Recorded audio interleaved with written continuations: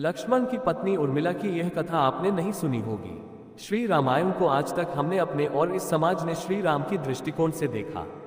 लक्ष्मण को देखा, देवी सीता को जाना, हनुमान के भक्ति भाव को जाना, रावण के ज्ञान को पहचाना, लेकिन कभी यह नहीं ध्यान दिया कि इस रामायण में अगर कोई सबसे अधिक उपेक्षित और अनदेखा पात्र था तो वह थी लक्ष्मण की पत्नी और जनकनंदिनी सीता की अनुजा उर्मिला।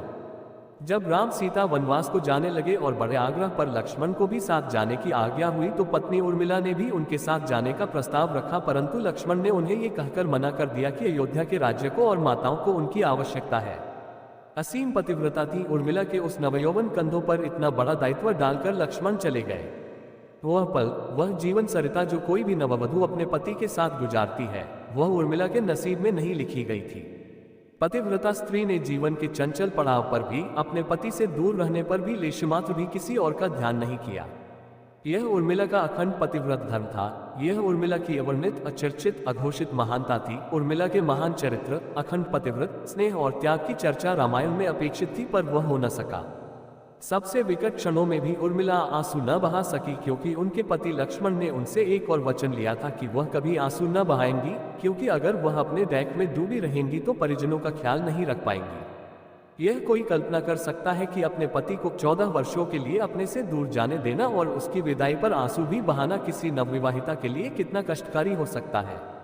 कितना हृदय विदारक पल था वह जब परम पूजनीय महाराज दशरथ स्वर्ग सिधार गए, पर वचन के सम्मान रखने के लिए उर्मिला तब भी न रोई।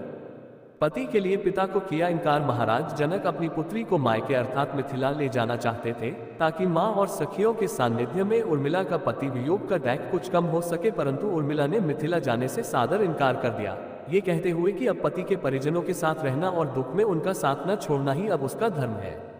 बहुत से लोग इस बात से परिचित हैं कि अपने वनवास के दौरान भाई और भाभी की सेवा करने के लिए लक्ष्मण पूरे 14 साल तक नहीं सोए थे। उनके स्थान पर उनकी पत्नी उर्मिला दिन और रात सोती रही। लेकिन ये बात बहुत कम लोग जानते हैं कि रावण के बेटे मेघनाद को यह वरदान प्राप्त था कि जो इंसान 14 वर्षों तक ना सोया हो केवल वही उसे हरा सकता है। इसलिए लक्ष्मण मेघनाद को मोक्ष दिलवाने में कामयाब हुए थे। रावण के अंत और 14 वर्ष के वनवास के पश्चात जब राम, सीता और लक्ष्मण वापस अयोध्या लौटे तब वहां राम के राजतिलक के समय लक्ष्मण जोर जोर से हंसने लगे। सभी को ये बात बेहद आश्चर्यजनक लगी कि क्या लक्ष्मण किसी का मजाक उड़ा रहे हैं। जब लक्ष्मण से इस हंसी का कारण पूछा तो उन्होंने जो जवाब दिया कि ताउम्र उन्होंने इसी घड़ी का इंतजार किया है, लेकिन आज जब ये घड़ी आई है तो उन्हें निद्रा देवी को दिया गया वो वचन पूरा करना होगा जो उन्होंने वनवास काल के दौरान 14 वर्ष के लिए उन्हें दिया था। लक्ष्मण के उर्मिला से अंगद और चंद्रकेतु नाम के 2 पुत्र तथा सोमदा नाम की एक पुत्री उत्पन्न हुई। अंगद ने अंधियापुरी तथा चंद्रकेतु ने चंद्रकांतापुरी की स्थापना की थी।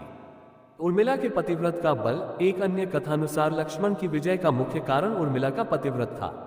मेघनाद के वध के बाद उनका शव श्री राम जी के युद्ध शिविर में रखा हुआ था। उस शव को मेघनाद की पत्नी सुलोचना लेने आई। पति का छिन्न शीश देखते ही सुलोचना का हृदय अत्यधिक द्रवित हो गया। वह रोने लगी। रोते रोते उसने पास खड़े लक्ष्मण की ओर देखा और कहा, सुमित्रानंदन, तुम भूलकर भी गर्व मत करना कि मेघनाद का वध मैंने किया है। मेघनाद को धराशायी करने की शक्ति विश्व में किसी के पास नहीं थी। ये तो 2 पतिव्रता नारियों का भाग्य था। अब आप सोच में पड़ गए होंगे कि निद्रा देवी के प्रभाव में आकर अगर उर्मिला 14 साल तक सोती रही तो सास और अन्य परिजनों की सेवा करने का लक्ष्मण को किया वादा उन्होंने कैसे पूरा किया। तो उत्तर यह है कि सीता माता ने अपना एक वरदान उर्मिला को दे दिया था। उस वरदान के अनुसार उर्मिला एक साथ 3 कार्य कर सकती थी। दोस्तों, ये जानकारी आपको कैसी लगी एक प्यारा सा कमेंट करके जरूर बताइएगा। वीडियो पसंद आई हो तो प्लीज लाइक और शेयर जरूर करिएगा, और अगर आपने हमारे चैनल को अभी तक सब्सक्राइब नहीं किया है तो फिर सब्सक्राइब जरूर करिएगा। हमारी वीडियो पूरी देखने के लिए दिल से आभार आपका।